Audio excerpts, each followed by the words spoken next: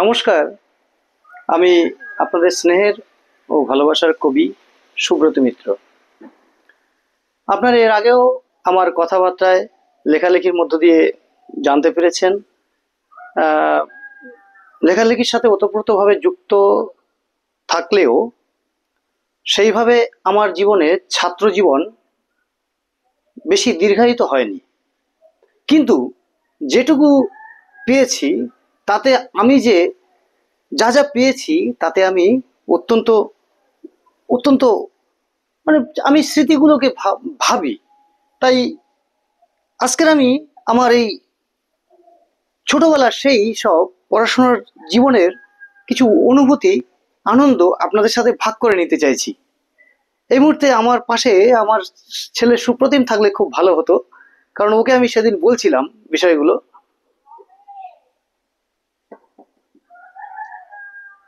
হ্যাঁ, আমার ছেলে এবং আমার বন্ধু সুপ্রতিম।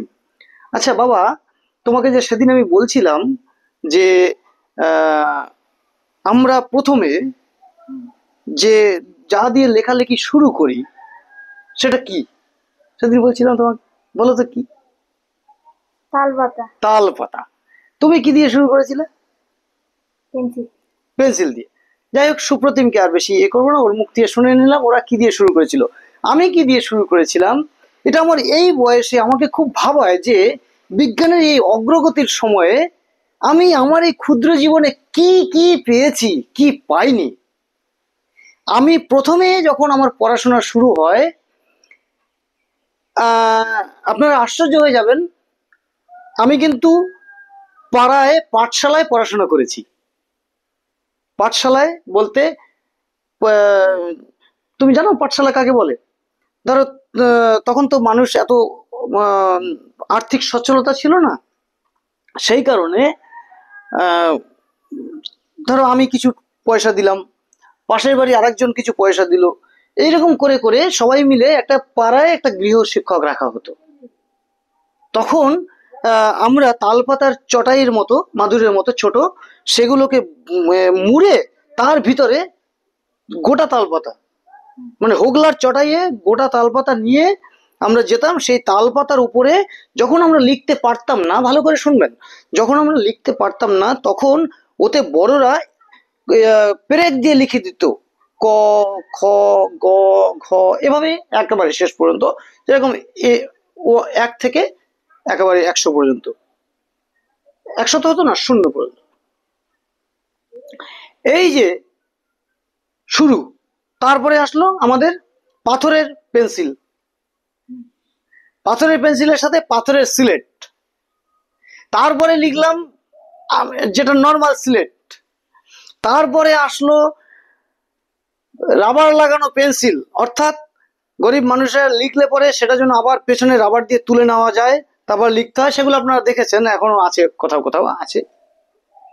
এরপরে কি পেয়েছো তোমরা? ডট পেন, সরাসরি। কিন্তু না, সরাসরি ডট পেন না, তারপরে পেয়েছো কি? পেন। পেন। কিন্তু আমার ছাত্র জীবনে প্রথম কথা পাঠশালায় পড়েছি, তারপরে স্কুলে পড়েছি, পাথরের পেন্সিল দিয়ে পাথরের সিলেটে লিখেছি। তারপরে যেটা আশ্চর্যজনক, একটি কলমের ব্যবহার হতো, ও মাঝখানে বলা হয়নি, দোয়াত কালি, কাঠ কয়লা গুলে দোয়াত কালি থেকে কালি নিয়ে কলমটাকে এভাবে ধরতাম। কলমটাকে কিভাবে ধরতাম? বাঁশের বাঁশের কঞ্চির কলম, এরকম করে ধরে ক এভাবে লেখা হতো, খ এভাবে লেখা হতো, গ এরকম লিখে দিতেন, তার উপরে আমরা লিখতাম। এখন আজকের আমি যে জিনিসটি দেখাবো, যেটা তুলে ধরতে চাইছি, আজকের দিনে খুব একটা দেখা যায় না। আমাদের সেই সময় যারা শিক্ষকরা ব্যবহার করতেন, আমি জানি যে উইনসেন পেন বলে এগুলোকে, কিন্তু এগুলো উইনসেন পেন নাও হতে পারে, জানি না। আমি আপনাদেরকে দেখাচ্ছি, আমি কালকে একটি কলম কিনে এনেছি, সেই কলমটা দিয়ে আমি 2টি কবিতা ইতিমধ্যে লিখেও ফেলেছি। আমি একটু পিঙ্কিকে বলবো একটু যতটা সম্ভব একটু জুম করে যদি দেখানো যায়। এই কলমটি আমি এনেছি, আমি 3টে কলম পেয়েছিলাম, আমি একটা এনেছি, 3টে বিভিন্ন রঙের ছিল। হ্যাঁ, দূর থেকে এ করলেও দেখা যাবে। এটা বাবা হাত হাত পাতো, এই দেখুন লেখা পড়ছে, যাই হোক ইত্যাদি ইত্যাদি। এটা হচ্ছে নিয়ে এসো, এই ওখান থেকে দেখাও একটু টেনে।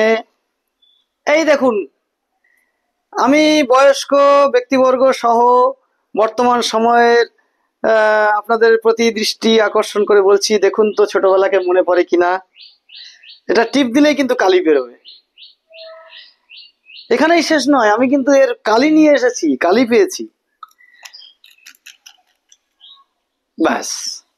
এবং লিখতে লিখতে মাঝে কালি শেষ হয়ে গেল, এরকম ঝাঁকানি মারি, তখন আমার ছোটবেলার কথা মনে পড়ে, ছোটবেলাতে আমি এরকম করেছিলাম। এই যে আমি কালি নিয়ে এসেছি, পেয়েছি, এটা ভাগ্যের ব্যাপার। এই যে কালি, কালি আছে, খুব সাবধানে এগুলো ব্যবহার করতে হয়, হ্যাঁ, নয় পড়ে যেতে পারে।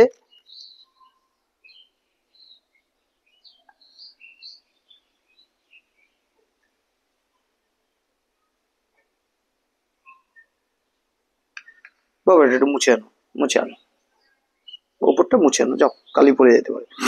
যাই হোক, আপনাদের কাছে এই কারণে বলতে আসা, এই কারণে বলতে আসা, আজকাল সকলে সামনের দিকে ছুটতে পছন্দ করছে, খুব বেগে তাড়িত হচ্ছে, কিন্তু সেটার পাশাপাশি আমি কিন্তু তা নয়, আমি সামনে অবশ্যই এগোতে চাই, কিন্তু পেছন থেকে আমি অনেক ভালো লাগা সংগ্রহ করি, অনেক ভালো লাগাকে আমি লালন পালন করি। আমার এই কলমটা দিয়ে যখনই আমি লিখি, তখনই আমার ছোটবেলার কথা মনে পড়ে যায়, আমার শিক্ষক শিক্ষিকাদের কথা মনে পড়ে যায়, সেই সব দিনগুলোর কথা মনে পড়ে যায়। তাই আপনাদেরকে অনুরোধ করব, এবং আপনাদের প্রতিও বলছি, যেগুলো আমরা ফেলে এসেছি সবগুলোকে বাদ না দিয়ে সেগুলোকে ধরে রাখতে হবে, সেগুলোকে লালন পালন করতে হবে, এটা একটা আলাদা ভালো লাগা। যাই হোক, সুপ্রতিম আরেকবার এসো, তোমার এটা কেমন লাগলো? ভালো। হ্যাঁ, এটা তো তুমি গল্পে শুনেছো তো, নাকি না এমনি মাস্টার মশাইদের মুখে শুনেছো, না দেখেছো? দেখেছি। মানে কারুর কারুর কাছে, না সকলের কাছে? অনেক রাজের থাকে। এখনো আছে? বাহ, এটা খুব ভালো ব্যাপার যে ও এই যুগের আজকের দিনের ছাত্র, ও যে দেখেছে কারুর কারুর কাছে, সেই সব শিক্ষক মহোদয়ের প্রতি আন্তরিক সম্মান জানাই। এভাবে কিন্তু এই কলম দ্বারা লেখা হতো, আরো কলম ছিল, সেগুলো এখন দুষ্প্রাপ্য, সেগুলো দেখা যায় না, কিন্তু এভাবে আমরা পড়াশোনা করেছি। আমি খুব ভালো লাগছে আজকের এই কম্পিউটারের যুগে আমি সেই তালপাতায় লিখেছি, পাঠশালায় পড়েছি, তারপর বেতের ঘা খেয়েছি, মার খেয়েছি, হ্যাঁ, কান ধরে উঠবস করেছি, হ্যাঁ, কিন্তু এই কম্পিউটারের যুগে, এই আধুনিকের যুগে আবার গুগল প্ল্যাটফর্মে আমার লেখা পাবলিশড হচ্ছে, বিভিন্ন জায়গায় আমার লেখা শুনছেন, দেখছেন। এটা একটা সেই সময়, এই সময়ের মধ্যে একটা বড় তারতম্যকে মেলবন্ধন করে জীবনকে এগিয়ে নিয়ে চলা, এটা খুব ভালো লাগে। তোমার কি মনে হয়, ভালো লাগে কিনা? তাই আমার সন্তানকে এই অভিজ্ঞতা শেয়ার করতে পেরে, আপনাদের সামনে তুলে ধরতে পেরে আমার খুব ভালো লাগছে। ভালো থাকবেন সকলে, খুব ভালো থাকবেন। আমার স্ত্রী পিঙ্কি মিত্রকে প্রতি ধন্যবাদ জানাই, ও ক্যামেরায় সহযোগিতা করে আমাদের এই সময়টুকুকে তুলে ধরলো। বাবা নমস্কার করবেন একবার? নমস্কার।